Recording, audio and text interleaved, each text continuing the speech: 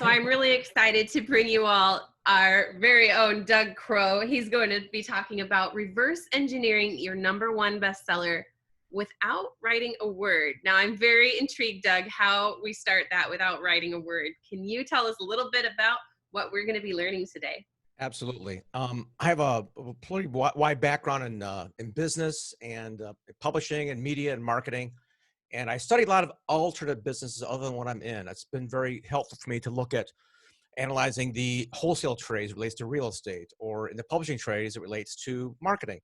And one of the things I realized that most people who write their books, number one, if they do get around to it, it's a painstaking, tedious, frustrating process. And they write, edit, proof, and then launch. Sometimes, or most of the time, to crickets. It's like nobody knows about it. So I take a process of reverse engineering the bestseller by what real businesses do, which is they'll do focus groups and studies and research on a particular idea, product, or development, and make sure that people actually want it. You know, it's not something that Steve Jobs did. He created what he wanted. He happened to be a genius, but most authors are not Steve Jobs, and they need help. So we're going to talk about some very unusual and fast ways to vet your idea and take those vetted ideas and transform them into money much faster than writing your book yourself. So we'll cover a lot of kind of hacks and shortcuts to make sure you got your book pre-sold before it's even written. Okay, Doug, so that sounds a little different than taking your bestseller and reverse engineering it. So you're Yes. actually talking about, you know, doing the research and vetting even before you have a bestseller so that you do. That's correct. Yes. I mean, Research. I You're also doing work your with, market research first. Yeah. I also work with clients who have books and making them bestsellers, but about 80% of our clients don't have their book done yet. So we help them get their ideas vetted. You can do it all. Yes, we do. Well, I have a good team. It's not me. Excellent. Well, we are looking forward to that. Lucas, do you want us to just go ahead and start, or did you want to roll that child help video right here? I'm going to roll that child help video from Michael Maduro. Excellent. Hi, everybody participating at the Well Corona Virtual Summit. So glad to be here and join you, and so thankful for this opportunity. My name is Michael Maduro, and I am the Chief Development Officer for Child Help. Thank you for giving me a quick chance to share with you briefly about the organization that I love and care about so much. For those of you that are not familiar, Child Help is the nation's largest and oldest national nonprofit organization dedicated to the prevention, intervention, and treatment of child abuse. Operating for more than 60 years, Child Help has directly impacted the lives of more than 11 million children, and we are operating stronger today than ever before. But one of the things that we are experiencing, like every other business and organization around the country, is that as a result of the coronavirus, we are seeing significant increase in cases of child abuse. One of our programs, the Child Help National Child Abuse Hotline, is seeing a spike of 31% of children contacting our professional counselors looking for help. Children across the country, across the globe, are filled with fear and anxiety right now because they are trapped at home with their abusers. School, for many of them, was a safe place, was a refuge of escape. For many college students who are now having to return home, what was once seen as their escape out of a dangerous situation is now feeling forced back into a dangerous situation as they are forced to move back home and reside with their abusers. Because of social distancing, Child Help has not been able to conduct events the way that we had planned to before that raise the funds that were necessary for us to be able to provide this lifeline of support. We are asking you today for your support. We are asking you today for your help in making sure that a professional counselor is available at any moment in any day for a child or youth in crisis or in danger by supporting us through the Child Help Critical Relief Fund. The cost for one call with a professional counselor through our Child Help National Child Abuse Hotline is just $5. So therefore, any monetary donation, no matter how small or how great, really truly does provide a life-saving impact to a child in need. Please make a donation now at childhelp.org/relief. And if you would consider, we would welcome an opportunity for you to create a team to help raise additional awareness and additional support to make sure that every child across the globe has a lifeline to a counselor when in need. Thank you so much for your participation in this event. Thank you so much for learning more about child health, and thank you truly for your consideration on providing help and support to children in need. Visit childhelp.org/relief today. Thank you.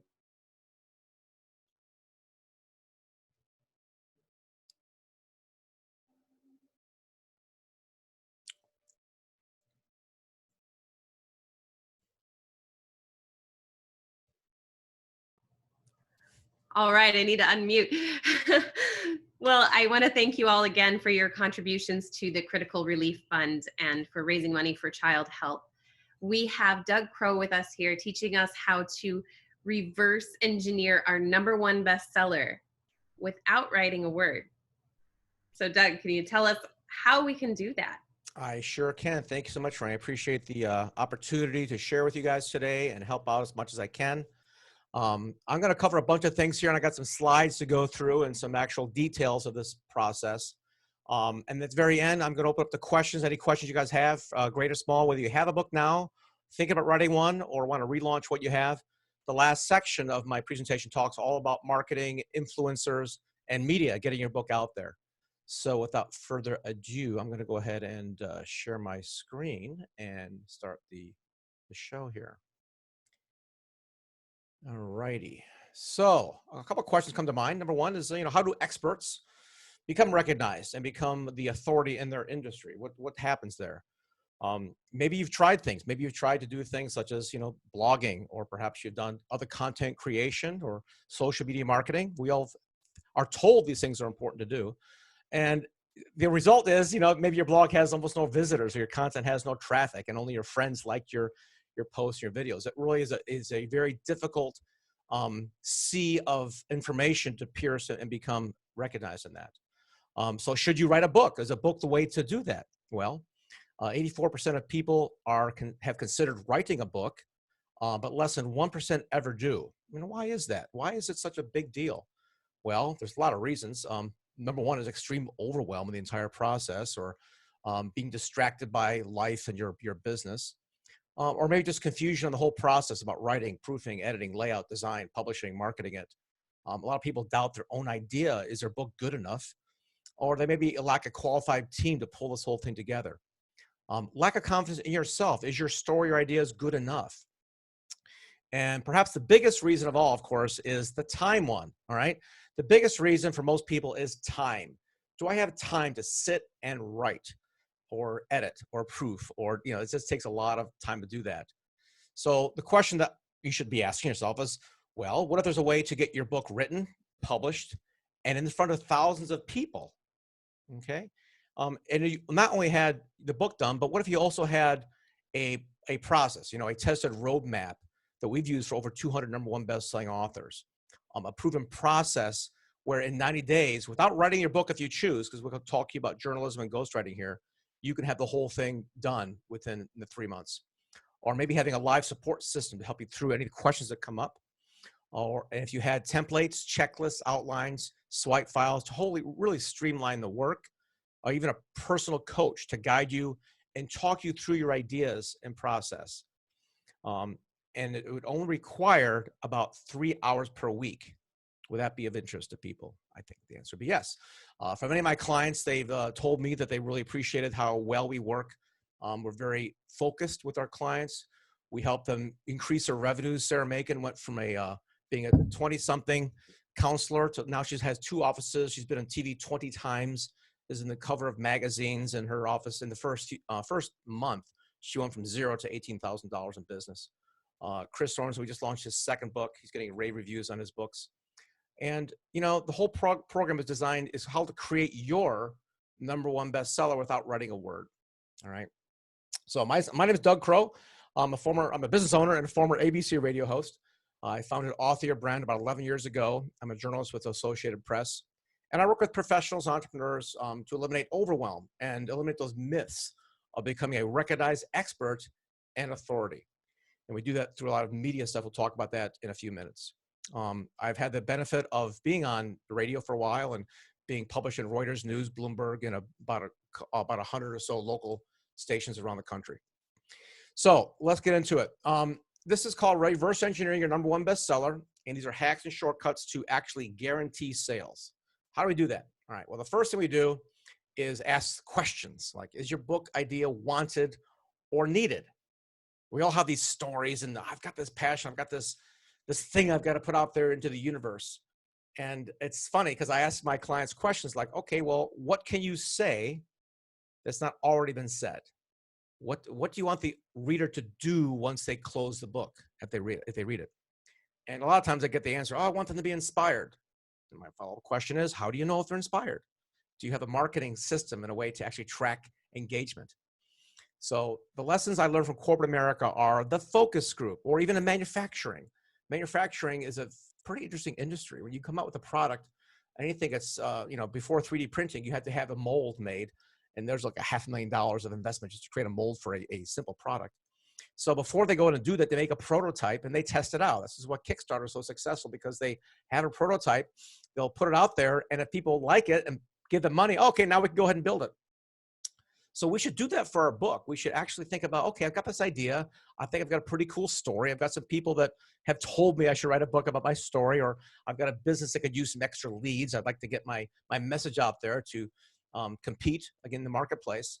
So how do you do that? I've got two really cool ways to do that. Don't take a whole lot of time, but are pretty unusual. And there's not many people doing this, so you can rest assured that you're not gonna have a lot of competition here either. And the first one is using Amazon. Amazon is a wealth of information, and unfortunately, there's no automated way to do what I'm about to describe. But a virtual assistant overseas or even locally can do this for you in an afternoon.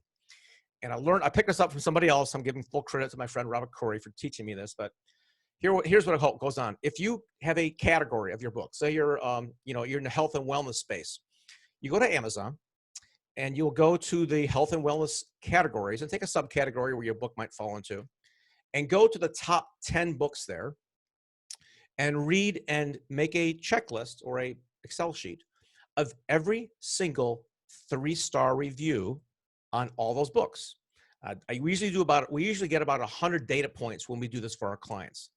And we don't look at, 1-star reviews. Those are just angry people. And we don't really read 5-star reviews. Those are like somebody's mom. So we only focus on 3-star reviews because these are people who've actually probably read the book and have something constructive to say. And when we actually write down or copy and paste what they have said and put it into an Excel sheet, over time, over 20, 30, 40, 50, 100 reviews, 3-star reviews, we often sense and can pick up a common thread. Sometimes it's obvious. Sometimes it's simple as, hey, I really wish you would have taught us this. I really wish she would have said this. But oftentimes it's a stylistic thing, or the author didn't know what he's talking about, whatever it is. But we look for those common threads in 3-star reviews. And when we tie those together, we often find something that, lo and behold, the readers want to know. Your audience is hungry for something that's not being addressed in your marketplace. And it might not be an entire book idea. It could just be a chapter, a style, a theme, but it could be an entire book. I mean, certainly a lot of popular books could be summarized on a note card. And you take a look at, 7 Habits for Highly Effective People. I could put that all on one note card, and you have Malcolm Gladwell's books, Outliers, one note card sums it up. So mining Amazon, you actually can read the minds of your readers. The second thing we do is do Facebook groups, or even a group on your own page is also okay. And what we'll do here is build your group before you write your book. All right. Don't wait to get your book done, then go build an audience and go, okay, I've got this book, and you annoy your audience for, weeks about your one thing. I've got this book I want to sell you. Instead, you can leverage a couple things. You can leverage ego, the whole thing of social media, which still amazes me how people, now get their 6 seconds of fame on a daily basis through comments and likes and shares. You can use that to your advantage by starting a group about your topic and asking or inviting people that of course, and also going to other groups and very professionally pull them to your group without breaking rules, of course. But building your group up before your book is written is super, super helpful. You'll have new people that don't know you, people that know you, and you could actually float your chapter titles in there. You could put book cover ideas. You could ask for stories and case studies and comments and ask them to submit their stories. You build a community around your idea before the book is written. And when you do this effectively, even if it's a couple hundred people, you're going to get 3 amazing benefits, right? Here they are. Benefit number 1. If your idea is good, your audience will tell you. And the opposite of that is if your audience says, I don't really care about this idea, I've heard it before, well, then maybe you should change your idea. So you vet and validate and prove that your concept is going to be something that people actually want and are willing to pay for. The second thing that happens is if you're good at engagement, you can get new stories about your book theme.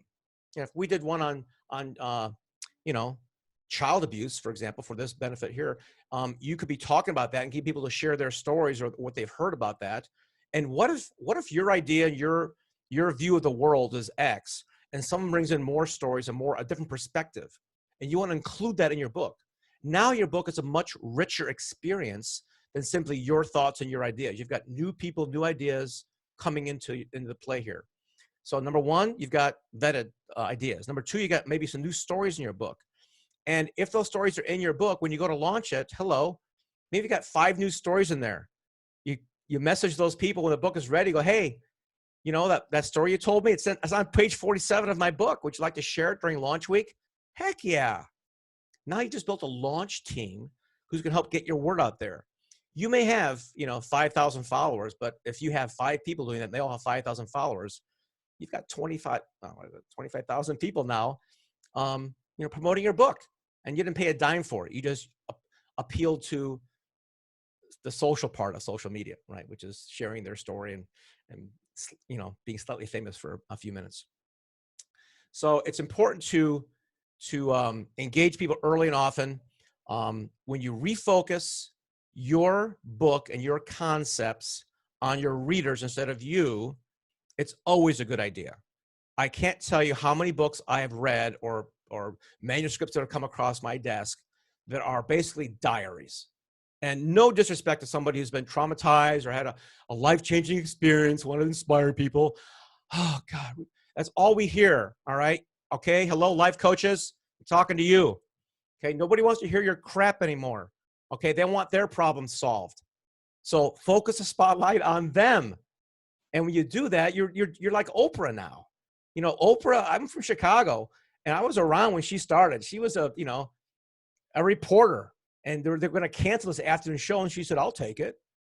What has she done? What has she achieved? Absolutely nothing when she started. She was a host. She's a great conversationalist. And she interviewed cool people and became a billionaire because of it. So when you're taking a look at your book and your concept and your stories, your theme, it's okay to have your story as the underpinning, as an example in your author bio. But if your whole book is about you and your journey, I'm sorry, nobody cares. They just don't. They want their stuff fixed. They want their life to improve. If you don't interlace other stories or other methodologies about how you overcame your big thing, that's helpful. But other perspectives, stories, and personalities are going to make it a much, much better book. So take the spotlight off yourself. All right. So that's my reverse engineering part. Let's get into the creativity and systems. This is the part that a lot of people have a hard time with because we are all either left brain, dominant left or dominant right brain, correct? So we have creativity and we have the system stuff. How do we integrate these two? Number 1, I already mentioned the journalism versus your diary. So when I wrote my very first book, I was I had a real estate training company, and my staff told me, you're speaking every month, Doug, and people are asking about your book. I didn't have one. You got to write a book. Well, I don't have time. So they basically said, well, you need to get out of the office. And I flew my airplane down to Turks and Caicos and sat down for 10 days. And it rained, thank goodness. Otherwise, I'd be scuba diving. And I wrote the book in 10 days. And I came back. I said, there you go. There's the book, guys. And they're my staff, right? Oh, this is great. Okay, then I read it after having a break for a week. And it's the worst book in the world. I never published it. It's awful. It was horrid. So your diary is no good as the book. I'm sorry, unless you're Anne Frank. So you want to have someone interview you or have a good editor or a good journalist will ask the right questions that your reader wants to know. So make sure you have that's on the creative side. You get different perspectives on there. So there's a bunch of other skill sets to create a book. You need a good editor or a ghostwriter. You need virtual assistants, graphics. So building the proper team took me several years. I've got a great one now. I've got 12 people who all have specific skill sets in different areas, and they're all good at what they do. They're great at what they do, but we don't do a lot of cross training. We do cross training on some very simple tasks. When it comes to doing graphics, I've got my graphics guy. When it comes to my proofreader, they might not be very creative, but man, they never miss a period or a hyphen. And when it comes to getting the books created, I learned my lesson from writing. Okay, I can write pretty well, and it takes forever. But if somebody interviews me and I have a good ghostwriter and an editor to pull that together in a couple of weeks, I just spend an hour on an interview, and I can get a whole ebook out done in an hour. Now, I don't normally do short ebooks. Most of my clients do full-size books. So maybe 8 hours of interviews from a proper journalist with a good ghostwriter, you can create a well-positioned, a easy to read, and a compelling book. So you make sure that these people must work together. I'm very picky about the layout part of a book. People don't read books the same way, right? A left brain person is going to read it front to back and not skip a line. A person like myself, this is exactly what I do. Maybe you can relate to this. I'll go to the bookstore, look at the front cover, I'll look at the whole rack, and maybe one will pop out because they've got a good graphics team and a compelling headline or title. Then I touch the book, right? That's touch point number one. What's the first thing you do after you look at the front cover, right? You look at the back cover. It's like most people read a letter. Who's this from? They go right to the bottom first, then they go to the middle. This is the way most eyes go. It's top, bottom, then the middle. Same thing with the book. Front cover, back cover, maybe table of contents, but I'll flip through it. I'm like, oh, something draws my attention. Wow, that's cool. Okay. All right, I'm going to buy this book.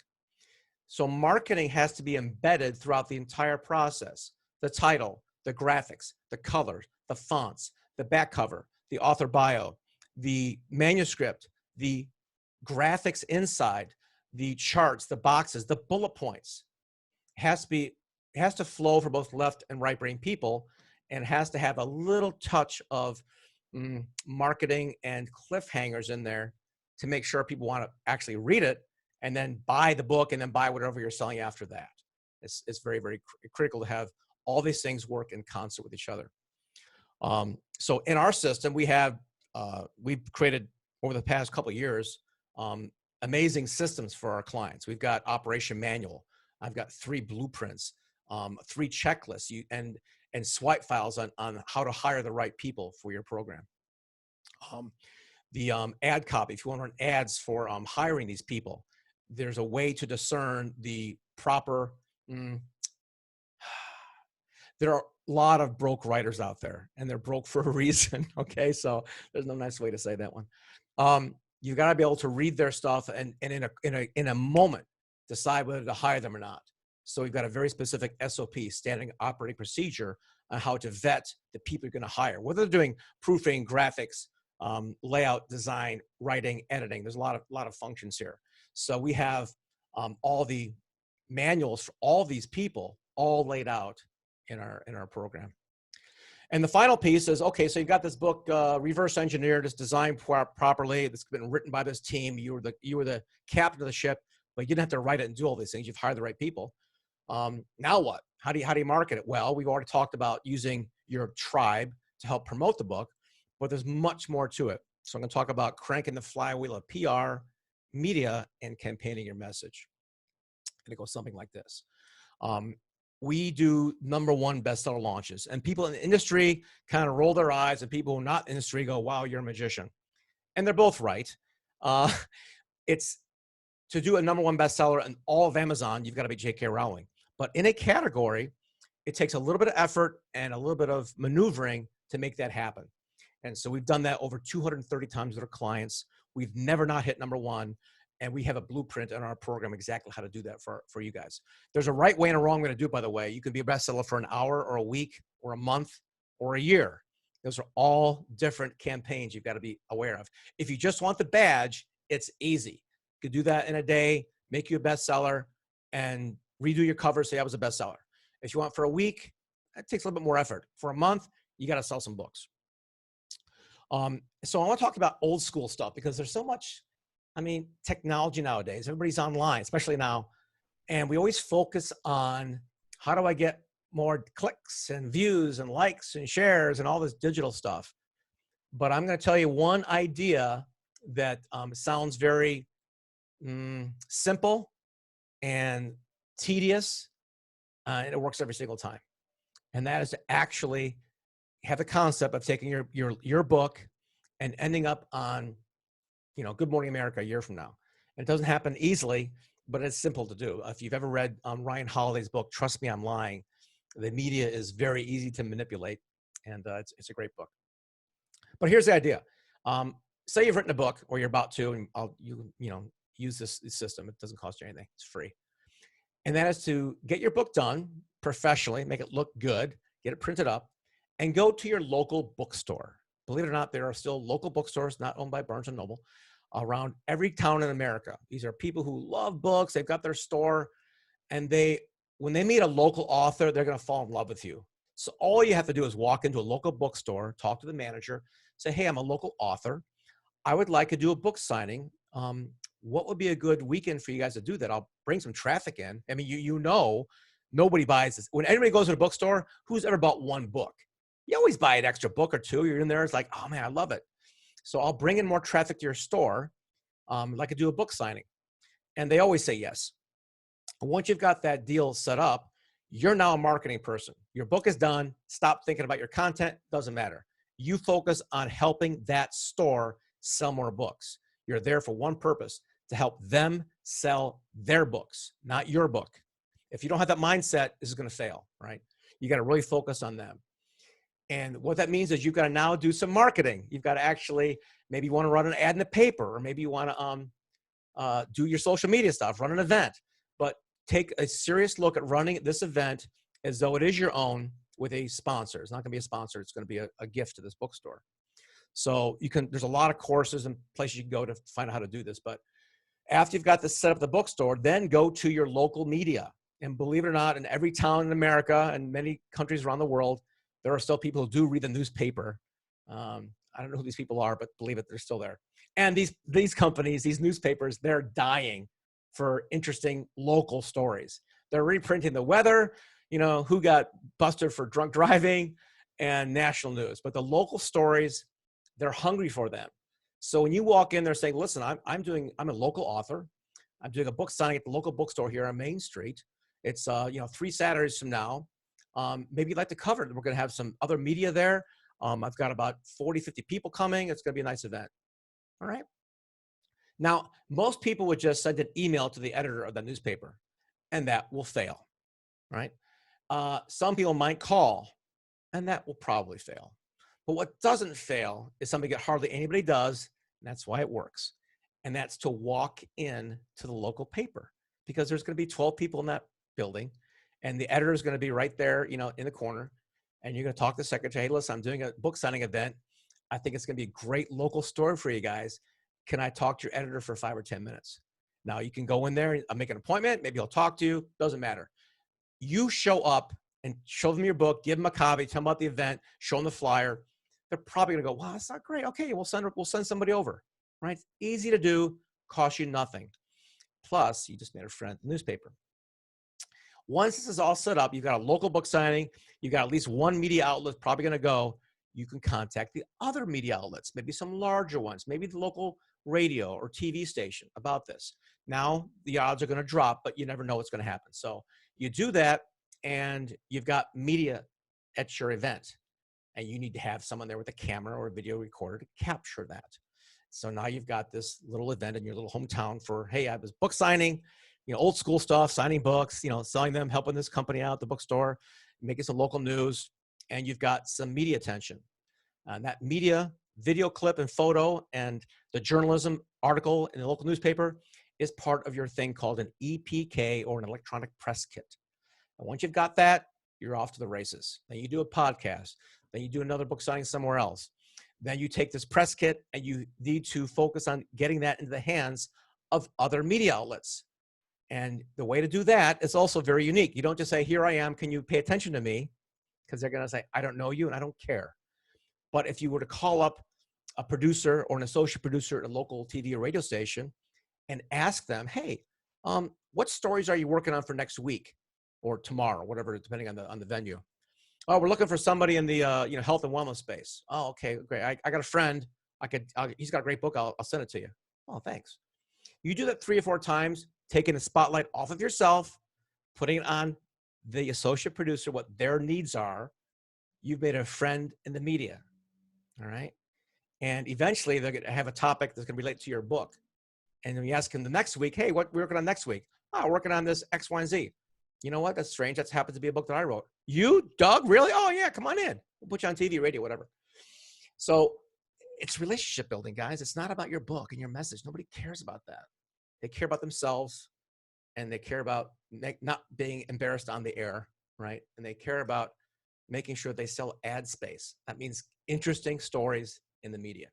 So that's a little short thing of how to go from a book signing into regional and eventually national media attention. So there's things that we offer. In our program, I've spent a couple of years on ABC radio. I've done a few TV appearances here and there. And there's ways to navigate that whole process. You need training on. I don't care how well you know your topic. If you don't understand the media and the clock and what's going on in that world, they're not going to invite you back. So there's some very specific things you must do to make sure that you don't mess up and make sure you achieve one thing. And it's not to list your website. That's the second most important thing. The first thing is to make the host look good. And I outline that in our program, How to Be a Stellar Guest on the Radio. So it goes back to the bottom line of this whole thing of irresistible influence is not talking about yourself. Oh my God. This is why social media, people talk about themselves all the time. I don't like it. So there's a saying that I talk about for a while. The difference between arrogance and confidence is who is doing the telling. So a person talks about themselves excessively. Well, we don't like them. Okay. They're like irritating, arrogant, narcissistic. It's like, who are, I don't care. Confidence is when somebody else talks about you. And that's why third-party endorsements, PR, marketing, influencers, that's why these things work. I mean, Colonial Penn Life Insurance hired Wilford Brimley to talk about the most boring thing in the world, life insurance. And they do very well because they got a celebrity endorser, right? So you might not have a celebrity in your pocket, but you might get one. But the point is not the celebrity. The point is having other people talking about you is so much better than you talk about yourself. And the more you do that and the higher up you go in that food chain, the better your life will be. It's a fundamental of the way we think and feel and act. If my friend Bob is looking to buy a house and I happen to be a realtor, the first thing I'm going to think is, well, I can sell your house for you, Bob. Of course.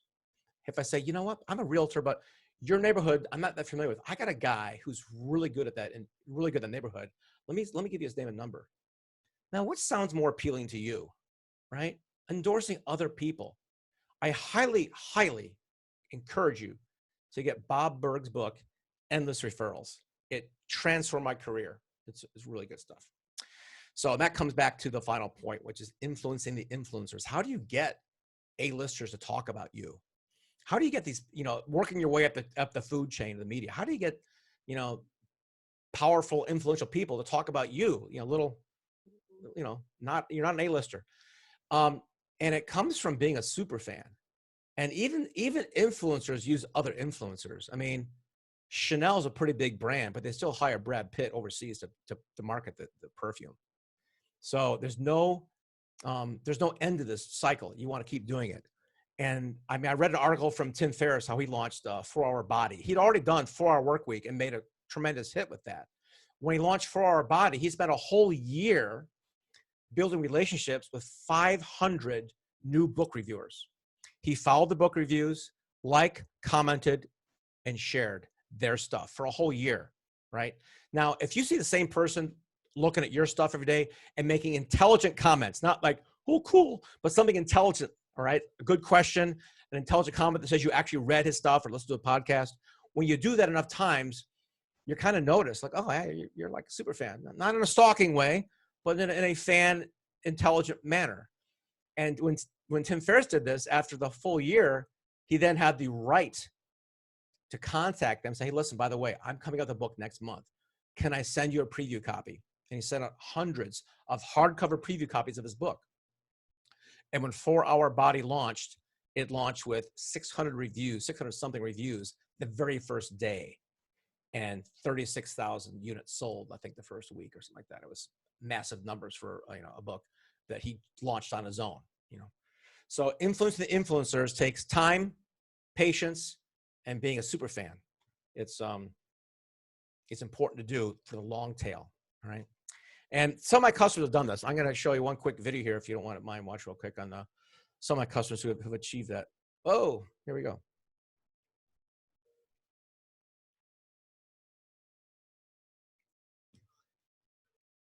Hey, it's me.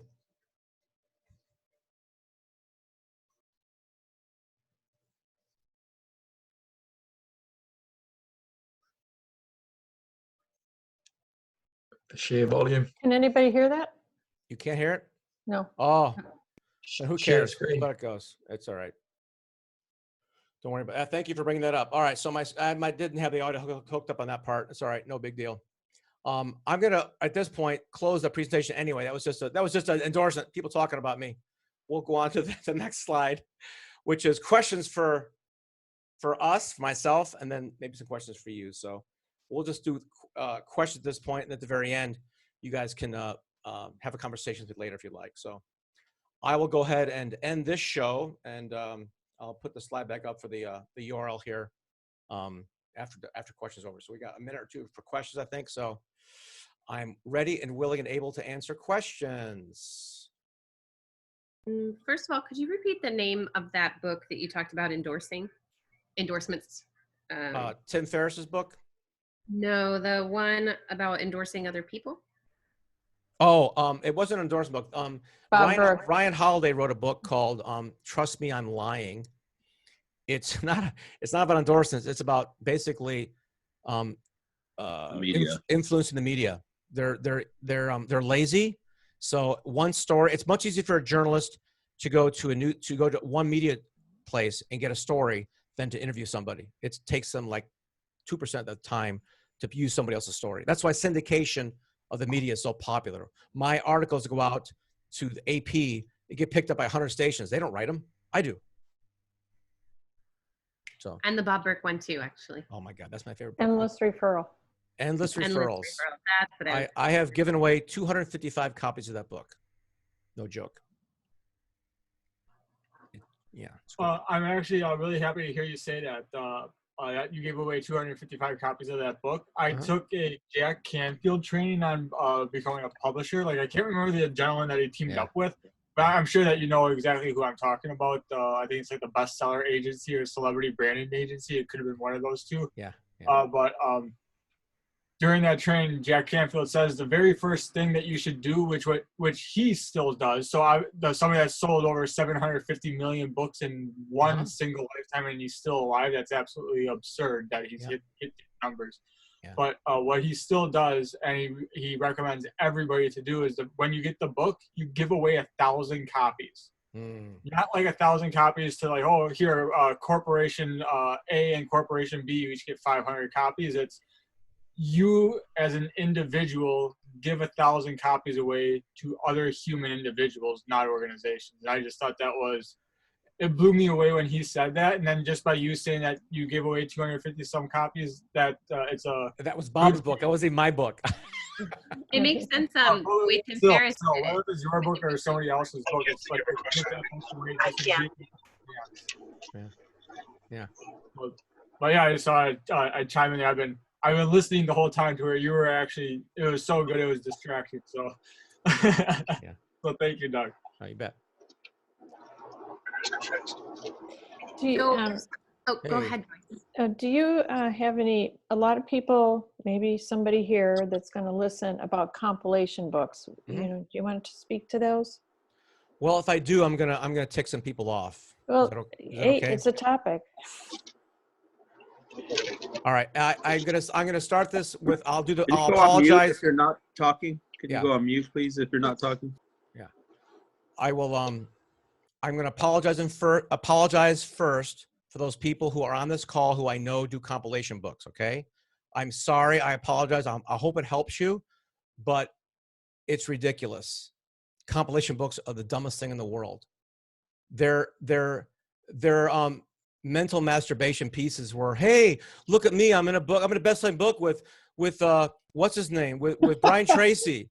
Like, you paid $4,000 to write a chapter to be in this book about different things, not connected, and it's not a book, right? It's blog posts that are put in together. I think they're ridiculous. Okay, how many compilation books are reviewed by real book reviewers? How many compilation books actually elevate the person to where they're speaking on more stages and making an extra $100,000 a year like my clients do? Okay, the answer is probably zero. I've had a couple friends who say, I've done one, it did give me some credibility. Did it make you money? Did it put you in the media? Did it do anything tangible for you? So I'm opinionated, and I apologize in advance, and I'll apologize at the end, but if you're going to take the time to be in a book, just be in your own. Okay, have something important to say, or if you don't have important to say, interview other people who have something important to say. But, you know, you can put other people in a book, but making them all like 20, 30 people, like co-authored by 30 people, I can't stand them. Sorry. Thank you, Doug. I actually am one of those people that. That's why I apologize, Lucas. I know. I still love you, brother. I love you too. I'm happy that you didn't censor yourself. But for me, one thing when it comes to like the anthology books, granted, I do like some people do join because it helps them become an author and like as you were saying, the different things. But for me, the number one thing for an anthology book is the community. That's literally like, that is like the only thing that I personally do it for, is to create that community. Other people join and do them for completely different reasons. But I also do agree with everything that you said too. There's not one thing that you said that I didn't disagree with. You don't have It's to a play little games, bit, those are two different models. You know, Doug, what you were talking about, there's a lot of those. You pay a lot of money and go through the marketing machine and blah, blah, blah. Yeah. But they're not trying to build any community. Yeah. You know, they aren't. Good point. Yeah. Hey, So, Doug, they're just trying to position with a face and a brand. You know, it's a branding play. That's what that all is. And what, you know, Lucas and maybe others that do that are trying to nurture people along and build that community. So it's really two different, you calling it anthology, compilation models. Thanks. And I mean, the only reason that I joined when Lucas asked me to be a part of his anthology, he guaranteed it to be a best-selling book. And I said, well, now I can slap international bestseller on my next book. So it just makes my next book be able to have that title. But then it ended up being something, actually, every time I give it to people, they love it. They go buy more. And because it is very centered around one central subject. So it's not scattered, this particular one. Hey, Doug. I agree with you, Doug. Yeah, we get it. So what do you think about Tools of Titans? I just wanted like. Dude, I bought Tools of Titans and his other one, and it's an encyclopedia. It's overwhelming. I don't have the patience to read those things. Yeah, same here. I like his blog posts better, but I got both his books about 3 months ago. They're sitting in my living room. I haven't opened them up. He's talking about Tim Ferriss's most recent books. I'm sure they're great once I open them up. Tim Ferriss still owes me tea. He invited me to tea with him in San Francisco via his blog years ago. Right. And that's what he was trying to date you, babe. Call him out. I've tried to on Twitter. He hasn't answered back yet. He's a girlfriend now too. I just want to pick his mind. That's horrible. Don't ever pick someone's brain. I have a really good friend out in Hollywood who people want to pick his brain. He got so fed up. He said, fine, it's $500. Always come from what you can do for them, not what they can do for you. That's true. So Tim, how can I help you? Then he might talk to you then. So hey, Doug, on a more serious note, your data mining technique on going into Amazon was a great tip early on in the session today. Oh, good. How do you, what other approaches, what other things do you suggest kind of doing research if you're like, hey, I think this is a good idea. Okay. What else would you do? I did one other thing years ago. I was doing a book on international dating, and I never lied, but I did put up a fake profile. All right, there's a fine line here, okay? I took a picture of my ex-girlfriend, and I pretended to be her on this international dating site. And I put on there, I'm thinking about writing a book. I've got a blog star. What do you think? And it was a gorgeous picture. I got 945 guys chatting with me. Okay. And I never alluded to a date or anything like that. I just said, listen, I need some information about my book and my blog. And I got every single one of them to tell me what they wanted to read about in my book and my blog. Now I got 945 data points of people who told me exactly what the book should be about. And it was close to what we thought, but I added some things which I knew. So a direct communication with one person, as you know, from like the survey world, represents several thousand. So it's one thing to do a group thing. It's one thing to do data mining, but talking to individual people. And I did the fake profile for a reason, because I wanted an anonymous perspective, right? I didn't want to use me because that would taint the thing. I'd use this picture, and I set it up that way. So individual conversations are always powerful.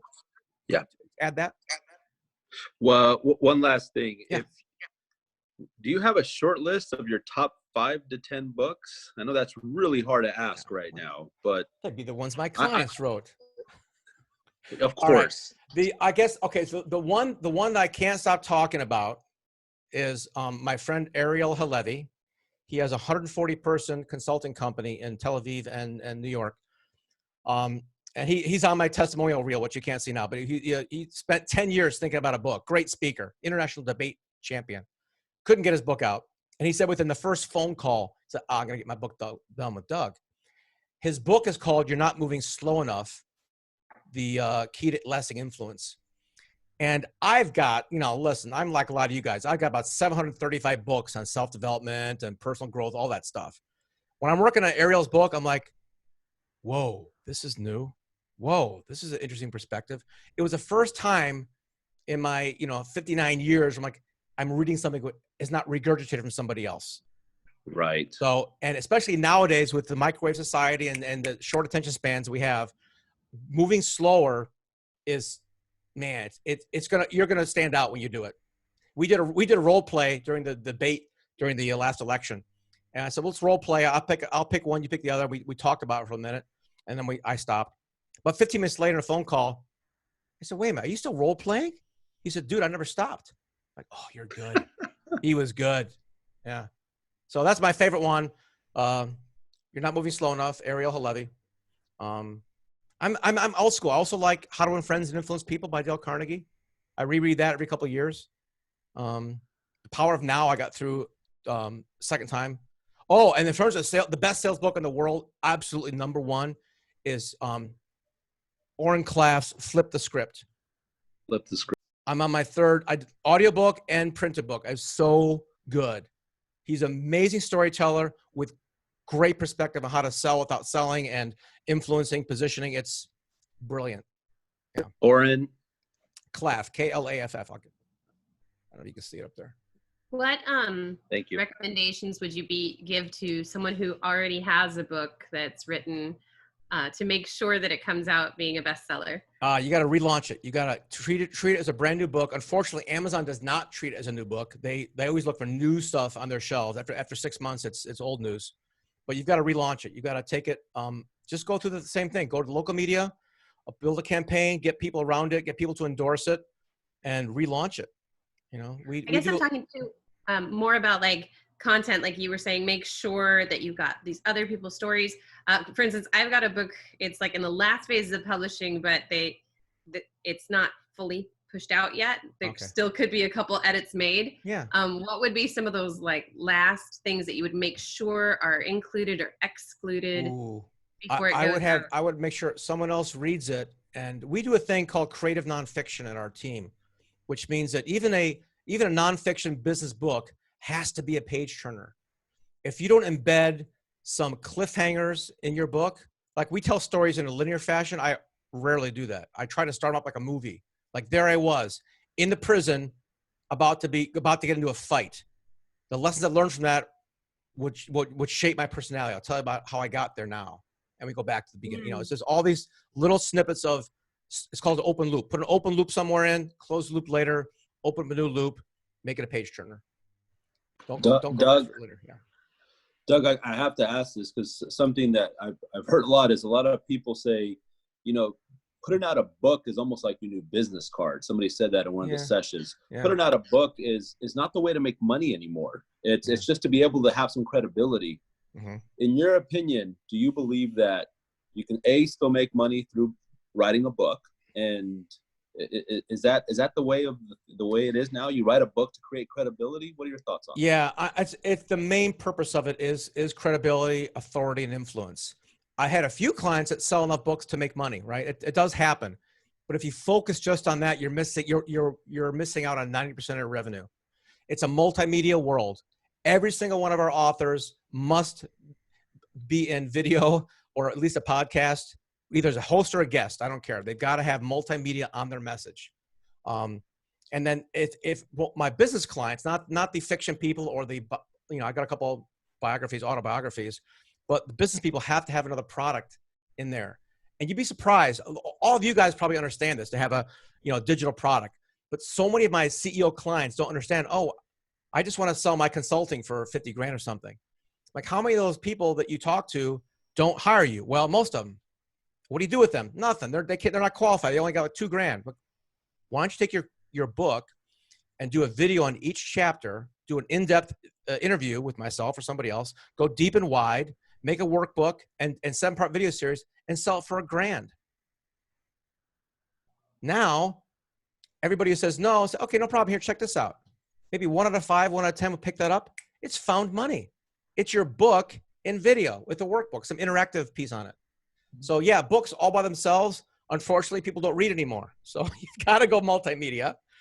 And you gotta be even J.K. Rowling makes movies, right? So you gotta go wide. Thank you. Yeah. So, I like that. Even J.K. Rowling makes movies. That's true. Yeah, and not herself. And she also has a ghostwriter. Really? Which is why there's a cliffhanger in every chapter. You can't put it down. Right.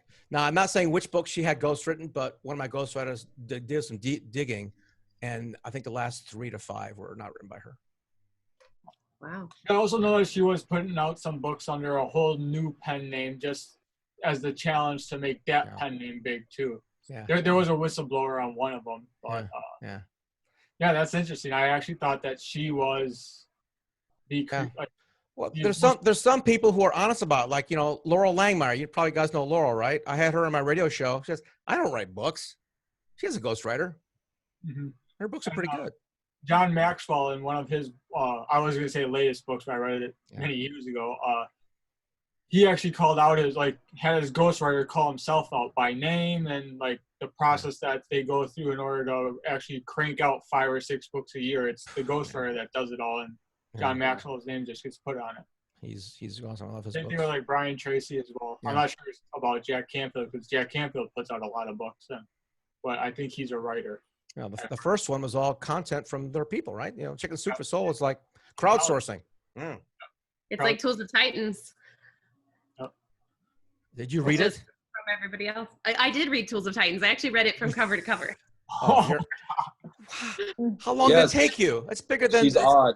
It didn't take me that long. You a speed reader? Not particularly speed, but I didn't read the next one because I felt like it was kind of the same thing. The next one he put out. But I read 4-Hour Work Week like 10 times. 4-Hour Body, and then Tools of Titans. Yeah. But then the next one I was like, it seems like Tools of Titans just redone with more people. Doug, I found a lot of people say, I read that book and they just skimmed it. Or I read the book, I read a chapter, and they can quote one thing. Unfortunately, I've been dating Raina for a year now. And did you say unfortunately? Yeah, he did.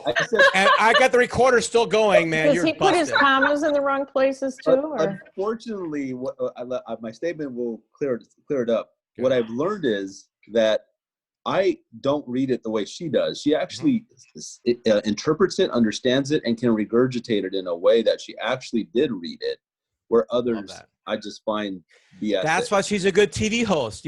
Most TV hosts never read the damn book. They always go, oh yeah, okay, I get it. They can ask the right questions.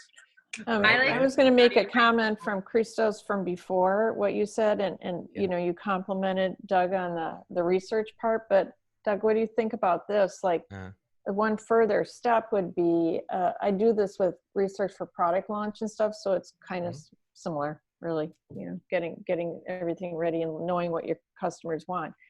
But because those first two steps, you're going to develop a lot of keywords and find that. And then I take that another step and find organizations and associations that then I throw those, or I have somebody else do it. I don't know how to do this. I throw that and come back with a spreadsheet so I can then look at trends there, you know, and then see, because then Christos, if you're going to do that like strategy of giving a lot of books away, yeah, there's the, you know, on the floor and doing it one by one, but the leverage of finding a network that already knows, likes, and trusts what's in there, then you get a grassroots movement, because they, you know, especially if you give them two, give one, give it away, and then it just spreads, you know. So you can take that like another, you were asking about research, so there's, you know, like a little deeper. I wanted to see what Doug said about that. There's a lot of, I've studied SEO and keyword stuff for many years, and it's an art, and it changes monthly. So you never, every time I think I know something, you know, it changes. I'm a big follower of Neil Patel. Neil is a genius with this stuff, and it always goes back to, you know, good content will always work, and likes and shares and backlinks and all that jazz. But SEO is very helpful for getting those big organizations, Joyce. That's a really good point. I would definitely add that to the mix on keywords and phrases that are coming up in those reviews.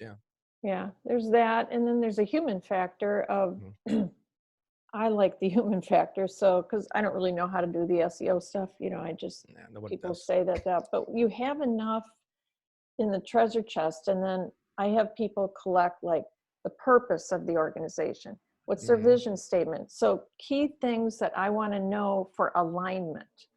But a human has to read that. Yeah. And then make a decision. Does this align? Like you were saying, collecting all these, you know, this is qualitative data points is what you're talking about collecting. Right. So I have smart people that know how to put them in an organized fashion and give back to me. And then I read that qualitative data and look for common alignment with the message or the product or the book or, you know, whatever. Okay. So in networks. So great. All right. Cool. We got somebody coming up next, I think, right, Lucas? Soon, like we still have time. So if anybody, like, we could take one, maybe two more questions, depending upon the question and how long it takes. How about I have a couple of new authors on the call here. I got John and Layla Grillo coming out some killer books here themselves in a little bit. You got any questions? They're in the car. Layla? Yeah, oh, there we go. Sorry. All right. Let me unmute. Yeah. And I got a lot of some new and good ideas from you, Doug. But my question about going to the local bookstore and asking, you know, book signing, of course they do love this. And they are, well, of course they're struggling now, but when this whole pandemic is over, they are going to be itching, right, for some traffic. But my question was, and who else? Is it valuable to go to the local library? Is it, you know? Libraries not so much, but I will tell you that there's other organizations. I mean, oh my gosh, companies, schools, service organizations, a lot of people with your book. I mean, you can go to almost any company and say, you know, I've got this idea for you. There's a thing that Brenda Burchard talked about in his program about aligning a nonprofit and a corporation. And how much time do I have, Lucas? I got a really fast story. I got 2 minutes. About like 3 to 5 minutes. Okay. So one of my friends told me about this one book, and I looked at the book. It was written during the last big economic downturn. It was a book about foreclosures, and it was a 90-page piece of garbage. It was the worst thing. It was worse than my book. I'm like, I spent 20 years in real estate. This thing was just crap. Like, oh my God, this book is the stupidest thing I've ever read. So just like written by a 4th grader. And this woman took it to the National Urban League and said, I got a book I'd like to give to all your people, your constituents. It's free to you guys. I'll get them printed and all that. I'll give 100,000 books to you guys. Oh, thank you so much. No cost to you. You're a nonprofit. That's great. Now I'm going to have to get a corporate sponsor. It might put like a cover letter in there or a badge or something in the back. Oh, that's fine. She went to Bank of America, Chase, and Wells Fargo and had a bidding war. They all wanted to sponsor this book because it was going to the National Urban League, who happened to have 100,000 people and probably their customers going through foreclosure. $3.1 million later, she had a deal with one company. By giving away a book to a nonprofit, having a corporation pay for it, and she took a 20% management fee. That's why you like flip that script. Where's she at now? Yeah, I don't very follow her. interesting. I don't follow her. I just follow that story for the marketing and the triangle of the nonprofit corporate thing. So Layla, all you guys, bookstores and individuals are great, but man, corporate sponsorship and getting a book into a group, salespeople, Association. service people, you know, the Association for Human Resource Executives. There's so many groups out there. You go and Google the Association of Associations. You'll see several thousand associations, like, you know, railroad engineers. There's so many groups out there that will go after your book. It's crazy. What is Layla's book? What's your book, Layla? Yeah. 30-second plug. Go. Worst case scenario, best life ever, and highlighting first a lot of the amazing selfless things that are going on right now during the pandemic. I know all of us are seeing them, but moving beyond that to really holding on to the lessons we're learning from each of those beautiful stories and the habits that will change us as we move into our future. I was just telling my husband John this morning, one of the habits I am taking with me is becoming unhurried. My body has slowed down. I have slowed down. I'm not going back to the rat race. I'm just not. Yahoo. And so there's some things I'm going to take with me because of this unique moment in history that's been super painful, but a lot of beauty, So good life. All right. Good job. All right. Very nice. Thank you.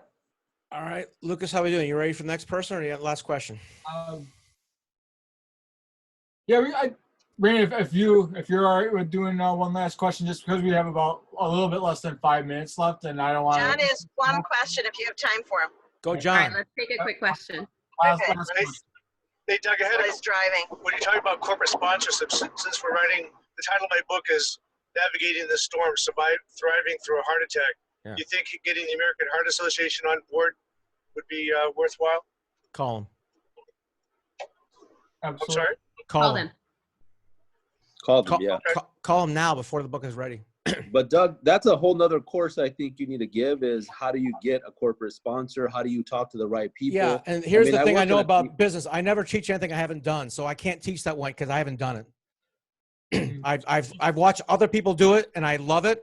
But one thing that we should know as marketers is don't be a poser. So I know how it works, and I've encouraged my clients to do it, but I haven't had the bandwidth to do it myself or for them yet. So Brashard's got a great course on it if you want to spend $5,000 for that. Otherwise, I got the swipe files. I could just, go back. Not you. Yeah, it's so simple. You don't need a course. It's like you marry two needs and you're in the middle. It's phone calls. You said it earlier.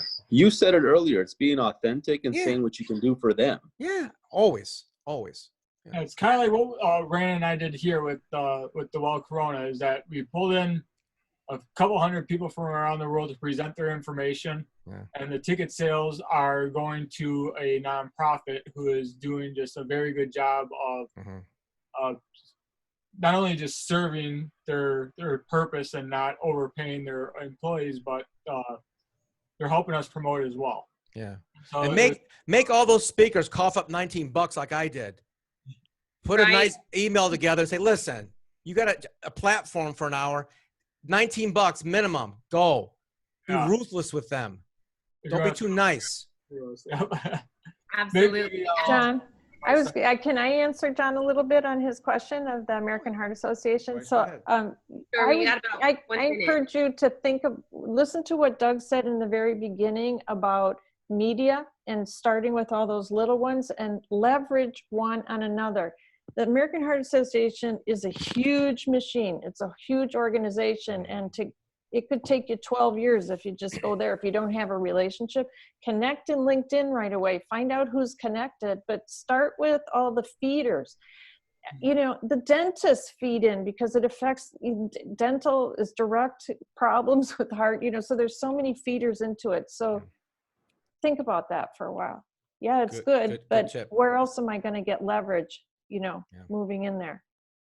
Good job. Thank you. So I want to thank you, Doug. My pleasure. Maybe put it in the comments and Doug can comment on it here so that we can keep rolling. Time to Doug, move on. I want to thank you so much. For those of you just tuning in, make sure to catch the recording. This has been Reverse Engineering Your #1 Bestseller Without Writing a Word.